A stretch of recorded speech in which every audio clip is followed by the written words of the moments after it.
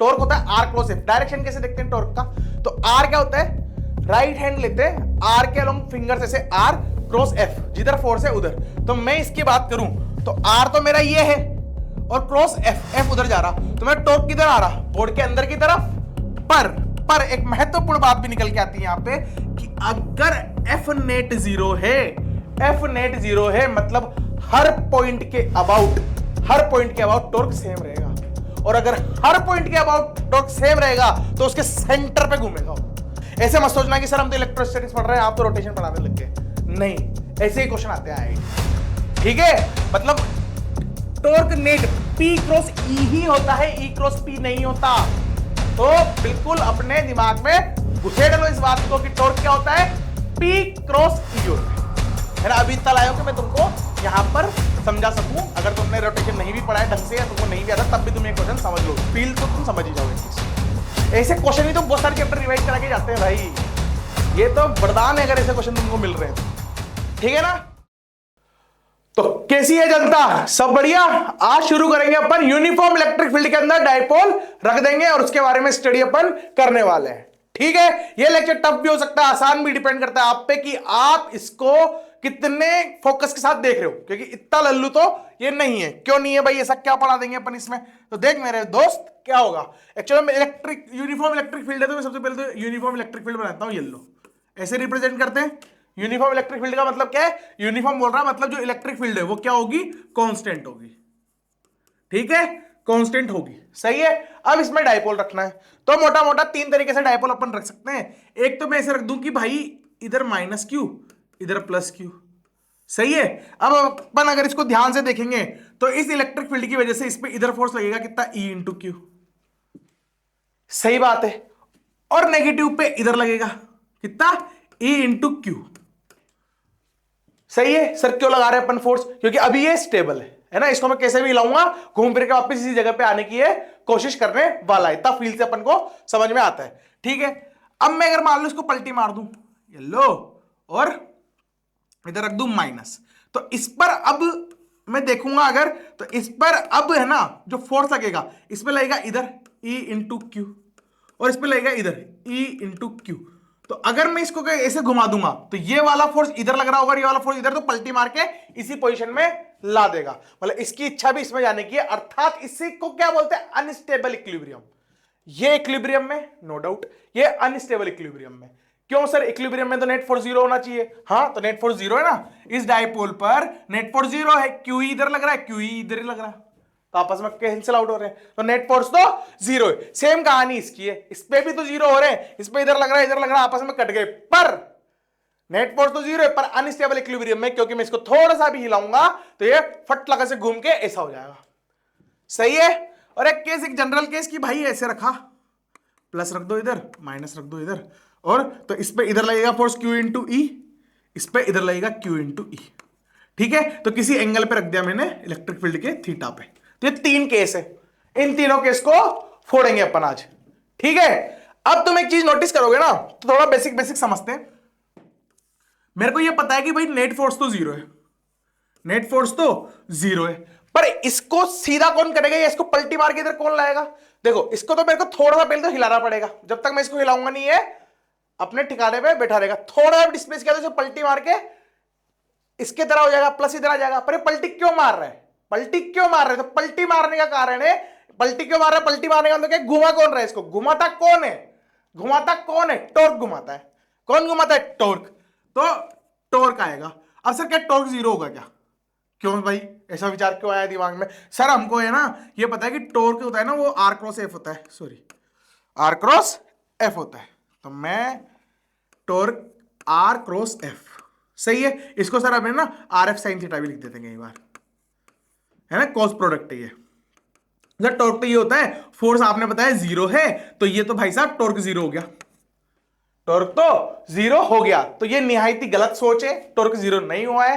क्यों, देखो टॉर्क क्या होता है, आर क्रॉस एफ, तो मैं इस पे एफ निकाल रहा हूं, इस पे, तो एक्चुअल में टॉर्क है ना क्लॉकवाइज एंटी क्लॉकवाइज, मतलब टॉर्क होता है आर क्रॉस एफ। डायरेक्शन कैसे देखते हैं टॉर्क का, तो आर क्या होता है, राइट हैंड लेते हैं, आर के अलोंग फिंगर्स ऐसे आर क्रॉस एफ, जिधर फोर्स है उधर। तो मैं इसकी बात करूं तो आर तो मेरा ये है और क्रॉस एफ, एफ उधर जा रहा, तो मेरा टॉर्क किधर आ रहा, बोर्ड के अंदर की तरफ, बोर्ड के अंदर की तरफ।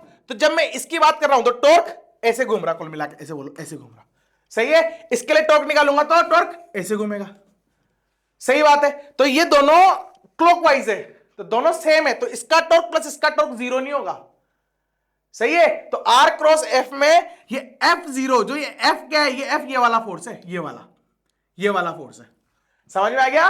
तो F not equals to zero, कतई इसका मतलब ये नहीं है कि torque is equals to zero होता है ना। टॉर्क जीरो हो इसकी कोई गारंटी नहीं है, सही है। पर एक महत्वपूर्ण बात भी निकल के आती है यहां पे कि अगर एफ नेट जीरो है, एफ नेट जीरो है मतलब हर पॉइंट के अबाउट टॉर्क सेम रहेगा, और अगर हर पॉइंट के अबाउट टॉर्क सेम रहेगा तो उसके सेंटर पे घूमेगा वो, मतलब इसकी एक्सिस जहां से घूम रहा होगा वो ये वाली होगी, ये वाली एक्सिस होगी सेंटर के अबाउट। क्यों? क्योंकि एफ नेट जीरो है। अगर एफ नेट जीरो नहीं होता तो एक्सिस अलग जगह हो सकती थी, पर यहां पर एफ नेट जीरो है, अर्थात इसका जो ज्योमेट्रिकल सेंटर होगा उसके अबाउट ये घूम रहा होगा। तो इतनी बात समझ में आती है क्या? ऐसे मत सोचना कि सर हम तो इलेक्ट्रोस्टैटिक्स पढ़ रहे हैं, आप तो रोटेशन पढ़ाने लग गए, नहीं, ऐसे ही क्वेश्चन आते हैं आईआईटी में, ठीक है। तो समझो, एक एक चीज बता रहा हूं, ऐसा लोड नहीं लेना।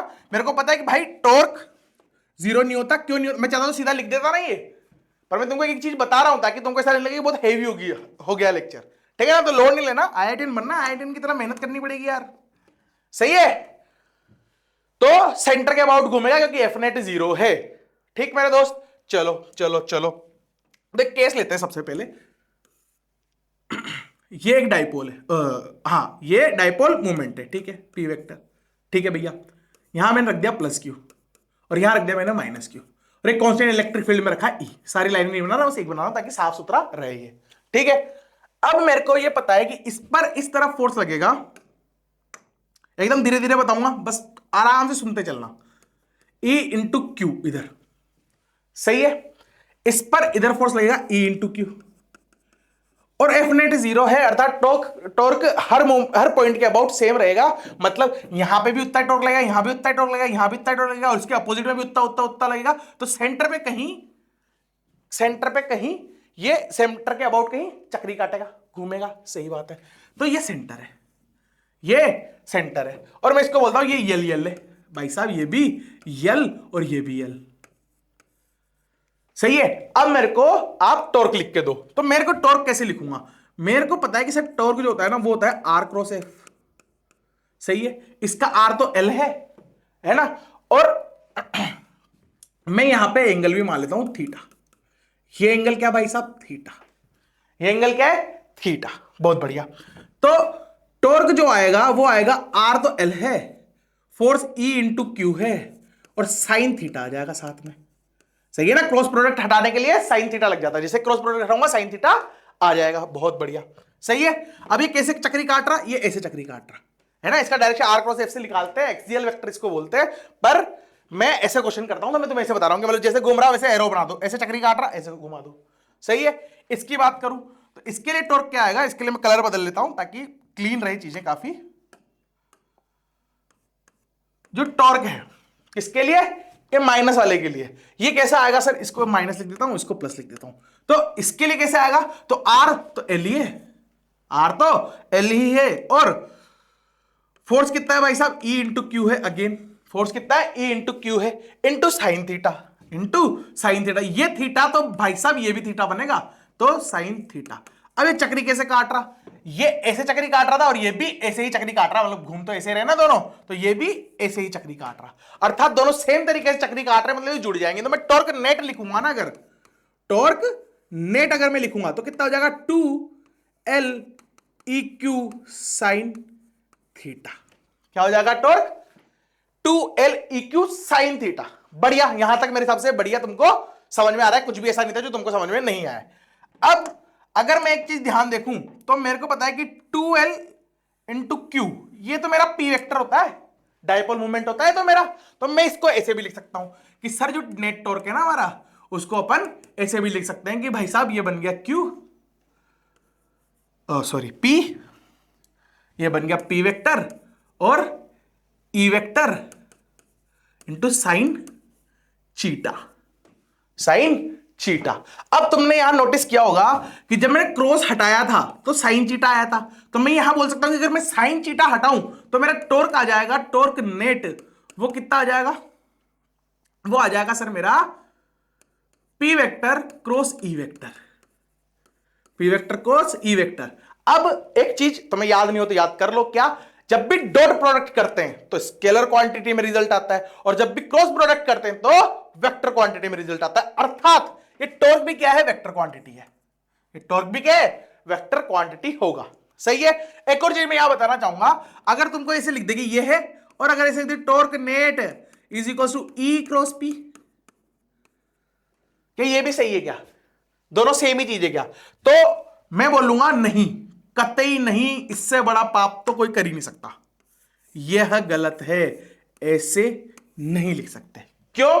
क्योंकि P क्रॉस E और E क्रॉस भी सेम नहीं होता। P क्रॉस E तो क्या था, P vector cross E vector, P vector cross E vector, और P vector cross E vector करने पे ही मेरा वो टॉर्क का डायरेक्शन आ रहा है, क्योंकि P cross F, R cross F जब मैं कर रहा तब भी से आ रहा था। तो मेरे को ये बताइए ये वाला सही है, और अगर मैं E क्रॉस F मतलब उल्टा कर दूं, E क्रॉस P, तो E तो क्या है, ये क्रॉस P, P क्या है E, और P ऊपर है तो E क्रॉस P, उल्टा हो जाएगा। जहां क्लॉकवाइज घूम रहा था वहां एंटी क्लॉकवाइज घूमने लग जाएगा, मतलब torque net P cross E ही होता है, E क्रॉस P नहीं होता।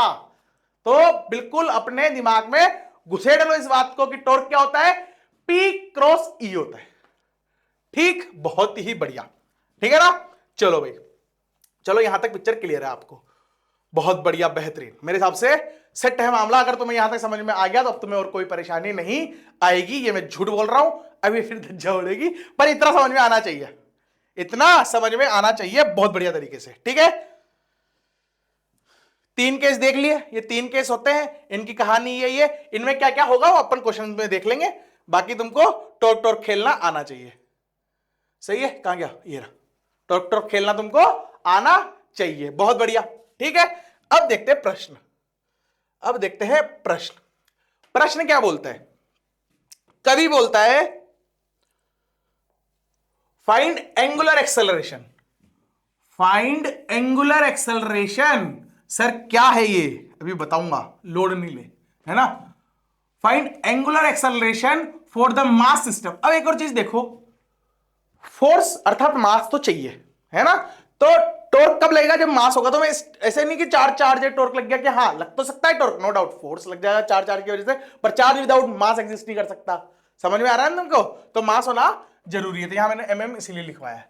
ठीक है, of the mass system as shown. तो ये भैया ये बसड़बाजी हमको दे रखी, और मेरे को क्या निकालना है, मेरे को निकालना है एंगुलर एक्सेलरेशन। अब देखो एंगुलर एक्सेलरेशन क्या होता है, अल्फा। जब सर्कुलर मोशन करते हैं ना, सर्कुलर मोशन, कोई ऑब्जेक्ट सर्कुलर मोशन करता है तो किस रफ्तार से घूम रहा होता है, उसको बोलते हैं ओमेगा, एंगुलर वेलोसिटी। और एक्सेलरेशन क्या होता है कि ओमेगा हर सेकंड में कितने से बढ़ रहा, उसको बोलते हैं एंगुलर एक्सेलरेशन, है ना। जैसे एक्सेलरेशन होता है ना, ऐसे एंगुलर एक्सेलरेशन होता है घूमने में जब रफ्तार बढ़ती है, तो वैसा।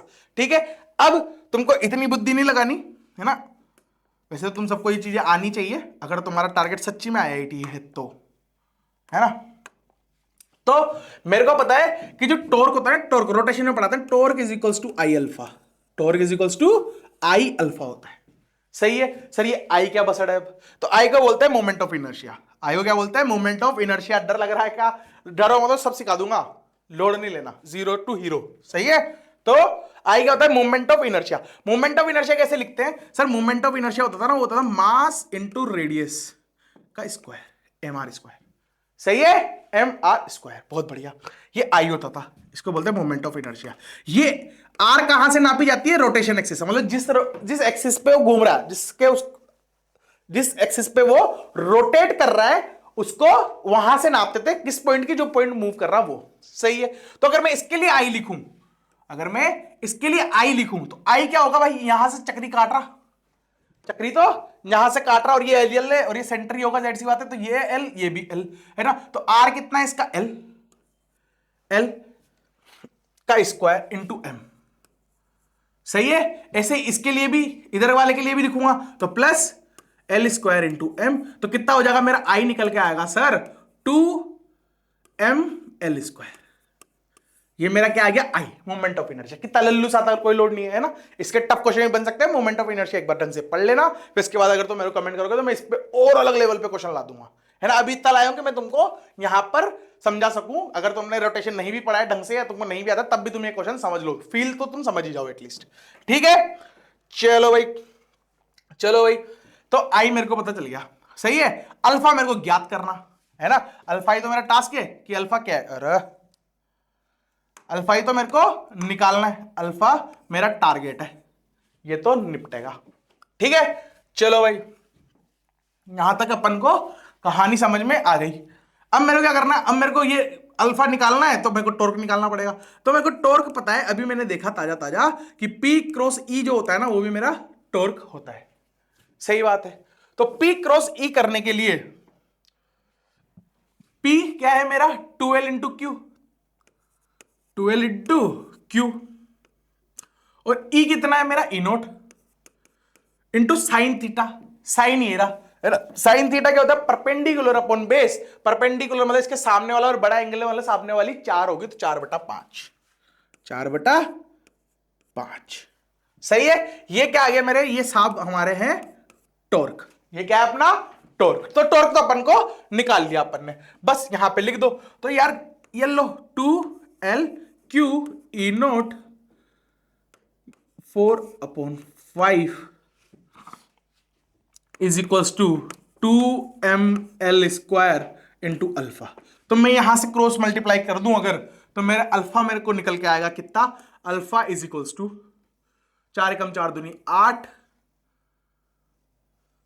8L/Q E नोट अपॉन, ये ऐसे 2 तो कट ही जाएगा, तो 8 लिखने की जगह 4 ही लिख देते हैं, है ना। 8 लिखने की जगह 4 ही लिख देते हैं अपन, तो अपना काम तो हो ही जा रहा है यहाँ पे वैसे भी, है ना। ये 2 को 2 निपटा देगा। ये 4 भाई साहब ये रहे, L ये रहा, Q ये रहा, E नोट ये रहा, तो नीचे क्या आएगा 5 और mL², तो 5mL² इज मेरा अल्फा आ जाएगा। कितना आ जाएगा मेरा अल्फा, ये रहा।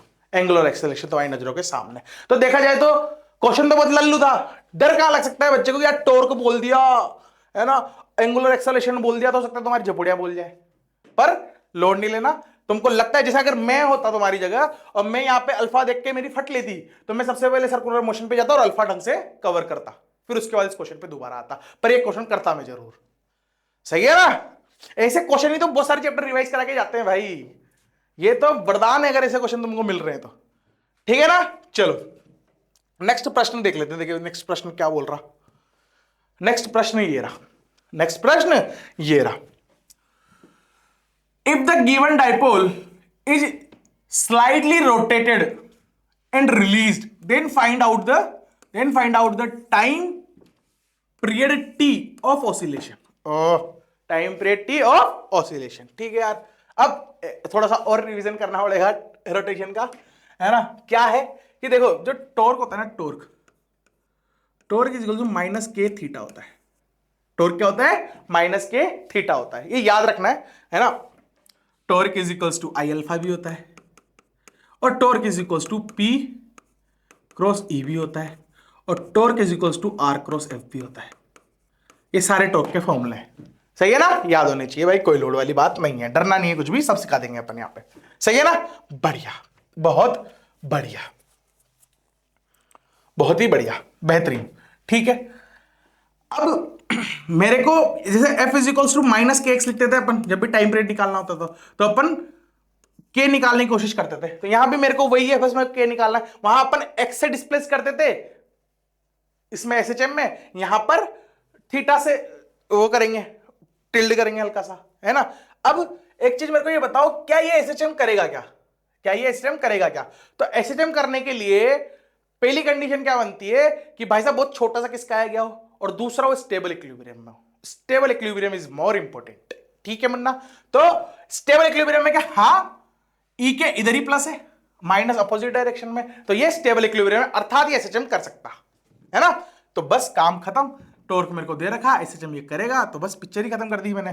तो मैं अब क्या लिखूंगा, मेरे को क्या करना पड़ेगा, मेरे को एक चीज बताओ, जो ये थीटा है ना, थीटा ये बोल रहा है स्लाइडली रोटेट एंड रिलीज, है ना। स्लाइडली मतलब छोटा सा थीटा है, मतलब theta is too small, theta is too small, बहुत चुनूना सा है ना।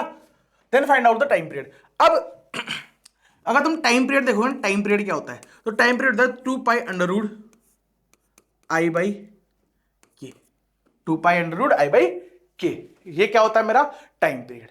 सही है, एक सेकंड में फोन काट दूं।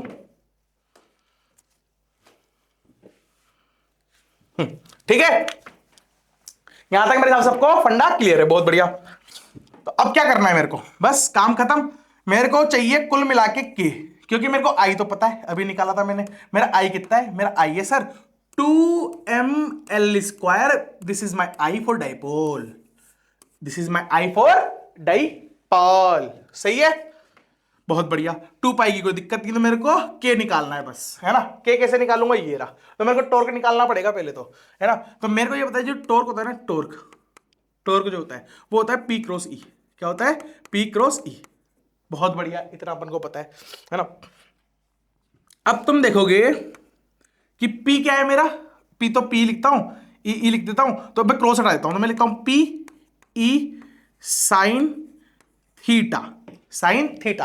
अब अगर तुम एक चीज नोटिस करोगे, थोड़ा सा और डिटेलिंग में जा रहा हूं, है ना, ध्यान रखना। क्या देखो, जो टॉर्क है ये वेक्टर क्वांटिटी, और थीटा जो होता है वो भी वेक्टर क्वांटिटी होता है। ओ सर पहली बार सुन रहा हूं मैं तो, हाँ तो याद रखो, theta is also a vector quantity.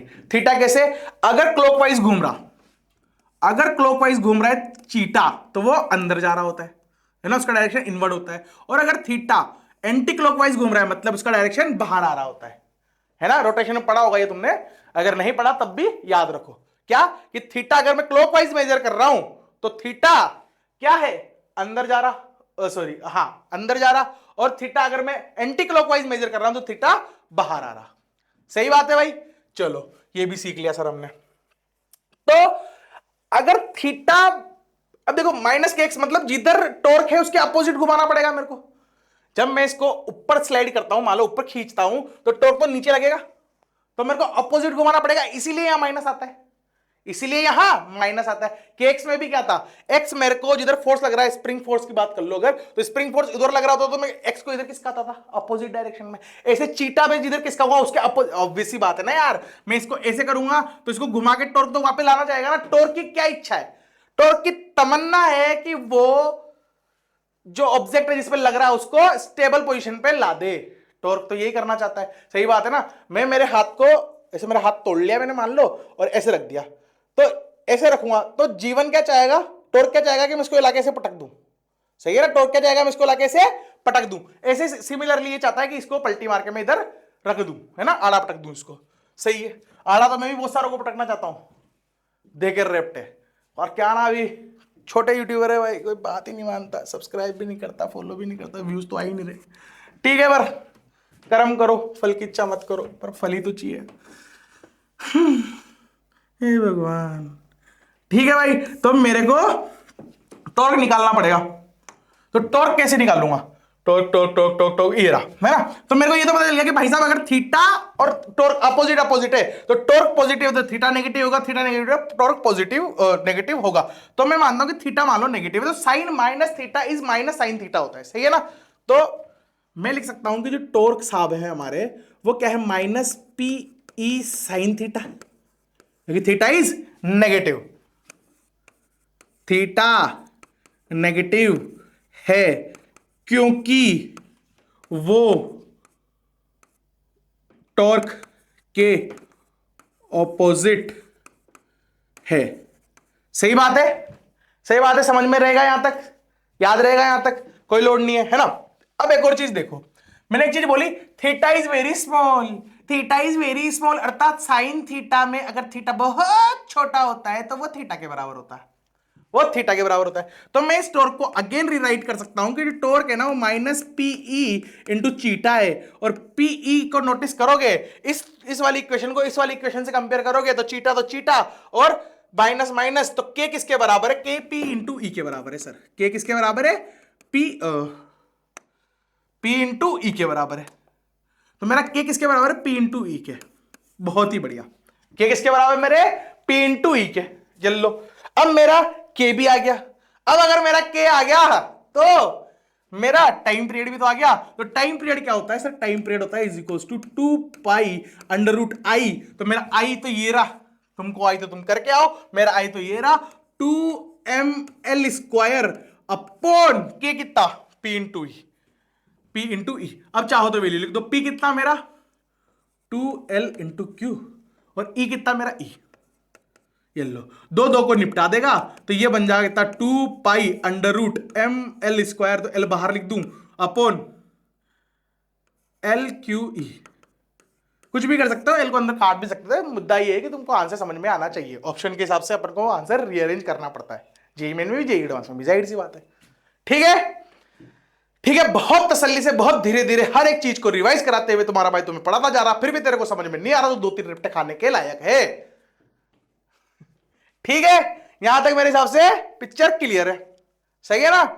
चलो भाई, अगर ये भी तुमको आ गया तो तुम बहुत बढ़िया ऊंचाइयों पे जाने वाले बालक हो, तुम रैंक लाओगे, है ना? वैसे पता है ना हकीकत क्या है कि एक्चुअल में क्या है ना, बहुत ज्यादा कुछ किया जा सकता है इसमें, बहुत ज्यादा कुछ। मतलब आई भी थोड़ा टफ कर दो कि आई निकाल चल इस चीज का, है ना? डायपोल की बात नहीं कर रहा, कुछ और में कुछ ऐसा ऐसा ला दो आई वाई। डायपोल में थोड़ा सा बनाया जा सकता है, जो मेरे को अभी जस्ट चमक रहा है। अभी अगर टाइम रहा तो अपन क्वेश्चन बनाई कर लेंगे उसको, पर मेरे को तो लग रहा है ये समझ में नहीं आ रही तुमको। अभी ये फेजर आ गया, फेजर आते तुम्हारे फेजर उड़ जाएंगे, पर लोड नहीं लेना। जैसे और सारे क्वेश्चन कराए, धीरे धीरे हर एक चीज बता के कराऊंगा, है ना? ठीक है। Find the time taken, time taken निकालना है मेरे को। Find time taken by the electric dipole, electric dipole का टाइम निकालना है in terms of T, in terms of T to subtend an angle of 2 degree. 2 degree का जब angle बना लेगा dipole on the other side, दूसरी side पे कहा, if it is released from an angle of 40 degree. बहुत बढ़िया, मतलब ये बोल रहा है कि भाई साहब 4 डिग्री पर इसको रिलीज किया मैंने। क्या करा? 4 डिग्री पे तो मैंने इस डायपोल को, अरे 4 तो सही बन जा, 4 डिग्री पे मैंने इस डायपोल को रिलीज किया। रिलीज करने के बाद अदर साइड पे वो 2 डिग्री का एंगल बनाए, तो उसने भाई इधर बना लिया, मान लो 2 डिग्री, 2 डिग्री बना लिया। तो ये बोलता है कि इसका टाइम निकालो, मतलब जब यहां से रिलीज किया तो यहां से यहां तक आने में जो इसने टाइम लिया, जो इसने टाइम लिया मान लो टी, तो टी मेरे को ज्ञात करना है, टी मेरे को पता करना है। ठीक है, on the other side empty, the time period of oscillation of dipole is dipole s t is होगा, यहां पे s लिख दिया। ठीक है, तो जो उसका एसिस्टम करने का टाइम पीरियड है वो भी t दे रखा, तो माहौल ही खत्म। अगर तुम थोड़ा ध्यान से देखोगे, और मैं फेजर बना दूं, मैंने अभी हिंट दे ही दिया था कि फेजर फेजर खेलेंगे, तो फेजर खेल लेते हैं। ये मेरा सर्कल और ये मेरी आड़ी लाइन, और मेरे को एक और आड़ी लाइन चाहिए, ये लो। अब तुमको ये पता होगा, अगर तो मैं यहां देखूं अगर, तो फोर्स से रिलीज कर रहा, फोर्स से रिलीज कर रहा, और एनर्जी लॉस लगभग 0 है, क्योंकि बात करी नहीं है। तो मतलब इसका जो एक्सट्रीम एसिस्टम कर रहा है, तो ऑब्वियस सी बात है इसकी एक्सट्रीम पोजीशन कहां पे होगी? 4 डिग्री पे, क्योंकि 4 से रिलीज हुआ था। तो यहां पे कहीं मानते 4 डिग्री, और इधर ही कहीं मानते -4 डिग्री। सही है, तो ये +4 से -4 ऐसे घूमेगा, ऐसे सिस्टम करेगा। क्यों? मैं इसको ऐसे लीनियर बना के समझा रहा हूं, है ना? लोड नहीं लेना कि ये तो यूं घूमेगा, यूं भी घुमा ले भाई, है ना? पर बात तो बराबर है। ठीक है, तो ऐसे ऐसे घूमेगा। सर ये ऐसे कैसे घुमाऊंगा? ये 4 से चला, 0 हुआ, -4 हुआ, 0 हुआ, वापस से 4 हुआ, ऐसे ऐसे ऐसे ऐसे चक्री काटेगा ये। ऐसे ही मैं इसको ऐसे ऐसे बना रहा हूं। ठीक है भाई, चलो। अब ये 4 था, तो यहां से चालू होगा 4 से, तो इधर जा रहा होगा, इधर जाते जाते जाते जाते फिर 2 डिग्री आ गया होगा यहां पर। अबे 2 डिग्री आया, माइनस का 2 डिग्री बोलते हैं इसको, आया, और ये जा रहा होगा -4 की तरफ, अर्थात ये इस तरफ जा रहा होगा, है ना? इसका डायरेक्शन किधर होगा? इस तरफ, इस तरफ इसका डायरेक्शन होगा। ये लो, इधर इसका डायरेक्शन होगा ना, डायरेक्शन याद रहना चाहिए भाई, है ना? डायरेक्शन ये रहा। अब मैं इसको अगर फेजर में उतारूं, तो मेरा 4 यहां होगा, और मेरा -4 यहां होगा, और ये पूरा जो 4 है मेरा एम्पलीट्यूड होगा। सही बात है, और माइनस की तरफ 2, तो यहां कहीं होगा, और माइनस इसका आधा है, मतलब a/2 कहीं होगा, ऐसे। सही है ना? ये 4 डिग्री टोटल a है, तो 2 डिग्री a/2 होगा। सही बात है। तो फेजर कैसे बनाते? फेजर हमेशा क्लॉकवाइज घूमता है भाई, फेजर हमेशा क्लॉकवाइज घूमता है, फेजर हमेशा क्लॉकवाइज घूमता है, नहीं पता तो याद रखना, फेजर हमेशा क्लॉकवाइज घूमता है। बहुत बढ़िया है ना। मेरे को लग रहा है कि मैं जो पढ़ा रहा हूं ना वो शायद तुमने जब रोटेशन तुम्हारे टीचर से पढ़ा होगा उससे भी बढ़िया अभी बता रहा हूँ, मेरे को तो ऐसा लग रहा है ना, इतना धीरे धीरे।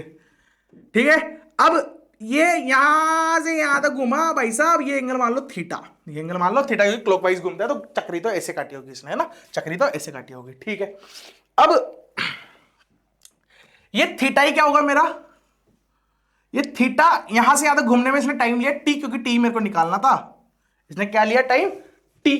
तो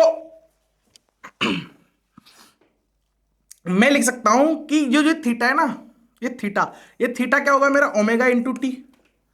सही बात है, डिस्टेंस स्पीड अपॉन टाइम, तो इसको डिस्टेंस समझ लो, ये स्पीड है और ये टाइम है ना, तो speed equal distance upon time, time को इधर लिया, तो और ये ऐसा होता भी एंगुलर मोशन में, सर्कुलर मोशन में ऐसा पढ़ाते भी है ना भाई, तो ये होता है ऐसा। ठीक है, चलो भाई, तो थीटा कितना है मेरे को थीटा रखना। अब मेरे को थीटा रखना है ना, थोड़ा सा तुम बुद्धि लगाओगे, थोड़ा सा ये 2 यहां मानता हूं ताकि ऐसे बीच में आ जाए।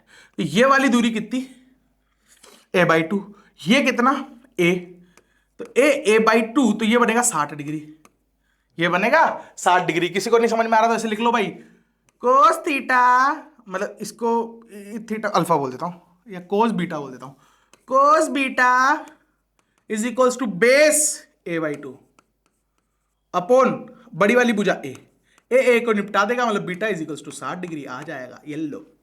ठीक है भाई, ठीक है, इससे आसान मेरे साथ कोई नहीं पढ़ाएगा तुमको, स्पेशली आईआईटीएंस तो नहीं पढ़ाएंगे पर मैं पढ़ा रहा, फिर भी इज्जत करो मेरी, सब्सक्राइब करो मेरे चैनल को, लाइक करो, सब्सक्राइब करो और इंस्टा पे वायरल कर दो मेरे को, समझ रहे हो। नहीं कर आना तो देख लेना, घर आ जाऊंगा बेटा। और ऐसा मत सोचना आ नहीं सकता, मैं कुछ भी कर सकता हूँ, मेरे एनालिटिक्स स्किल बहुत ज्यादा ही फाड़ है, मेरे को भी पता नहीं कितने फाड़ है। ठीक है, तो ये 180 माइनस 60 तो 120, तो मेरे को पता ये जो थीटा है हमारा, ये कितना है 120 भाई साहब। अब ये 120 है, मेरे को पाई में चाहिए, मतलब रेडियन में चाहिए, तो क्या करते हैं भाई, एक पाई सर जो 180 डिग्री होता है ना, इसको हम है ना पाई बोलते हैं सर, तो 1 डिग्री जो होगा ना सर हमारा, वो पाई बाई 180 होगा सर, है ना। अब मेरे को 120 डिग्री चाहिए ना सर, तो मैं दोनों तरफ 120 डिग्री से इंटू कर दूंगा, तो पाई बाई 180 इंटू 120 कर दूंगा सर, है ना। ये 0 0 को काट देगा, 2 3 6 होता है, 6 कम 6 दूनी 12 होता है, और ये क्या होता है, 6 कम 6 6 3 18 होता है सर, तो 2π/3 आ जाता है सर। तो जो 120 डिग्री है ना सर, उसको अपन 2π/3 भी बोल सकते हैं। ठीक है, 2π/3 भी बोल सकते हैं, सही है भाई, सही है, 120 डिग्री को 2π/3 भी बोला जा सकता है। बहुत बढ़िया, तो बस काम खत्म। मेरे को पता है 2π/3 is equals to omega. Omega क्या होता भैया, सारा सर्कुलर आज ही पढ़ा दोगे क्या, अब क्या करूं यार, जरूरत पड़ रही है। ओमेगा क्या होता है 2π/t, जिसने वेव वन स्ट्रिंग पढ़ लिया या साउंड वेव कुछ भी पढ़ लिया तो इसको 2πf भी बोलते हैं। ये फ्रीक्वेंसी होती है, फ्रीक्वेंसी मतलब 1 सेकंड में कितनी बार ओसिलेट किया या वाइब्रेट किया, दिस इज कॉल्ड फ्रीक्वेंसी। तुम्हें फ्रीक्वेंसी भी नहीं पता, तुम्हारे भाई ने फ्रीक्वेंसी भी पढ़ा दिया रे, अब तो सब्सक्राइब कर दे रे। ये 2π/3 ओमेगा कितना 2π/t, omega is 2π/t into ये वाला छोटा टी, ये लो छोटा टी तो निकालना, तो 2π को निपटा देगा, छोटा टी आ जाएगा मेरा t/3, t/3। ये मेरा आंसर है, ये मेरा आंसर है, ये लो। क्या था इसमें, थू है इस पे, कुछ भी नहीं था इसमें, आसान था ये। ठीक है, बस क्वेश्चन आसान था, तुम्हें टफ लग सकता है, बस क्या रीजन होगा, क्वेश्चन आसान था तुम्हें टफ लग सकता है जस्ट बिकॉज ऑफ कि तुमको या तो रोटेशन नहीं आता या तुमको सर्कुलर मोशन नहीं आता, तो ही तुमको टफ लगेगा, अदरवाइज में है कुछ भी नहीं, है ना। चलो भाई, मेरे हिसाब से पिक्चर क्लियर है। ये हो गया आज का प्रश्न खत्म, कल पढ़ेंगे पोटेंशियल एनर्जी डाइपोल की। सही है, बढ़िया। आजकल लेक्चर छोटे छोटे ला रहा हूं क्योंकि मैं काइनेमेटिक्स का वन शॉट भी बना रहा हूं ना यार, तो जान निकली पड़ी है मेरी। ठीक है ना, चलो, लव यू ऑल, बाय, मचाते रहो।